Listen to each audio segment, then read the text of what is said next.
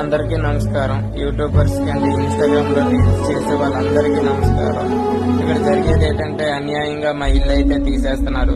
గత 25 సంవత్సరాల నుంచి అక్కడే ఉంటున్నాము. మా దగ్గర కరెంటు బిల్లులు ఉన్నాయి, ఇంకా కలెక్టర్ దగ్గర నుంచి తెచ్చుకునే లెటర్స్ ఉన్నాయి. ఇదే మేము గవర్నమెంట్ గృహ పథకానికి అప్లై చేస్తే మీకు ఇల్లు ఉందనేసి ఈ ఇల్లునైతేనే చూపించింది.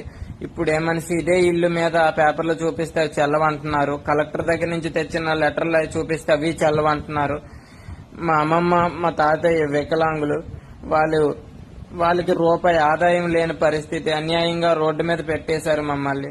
దయచేసి ఈ వీడియో మన డిప్యూటీ సీఎం వరకు, మన కలెక్టర్ దాకా, అండ్ మన నారా లోకేష్ గారు, మన నారా చంద్రబాబు నాయుడు గారి వరకు చేరుస్తారని మరీ కోరుకుంటున్నాను.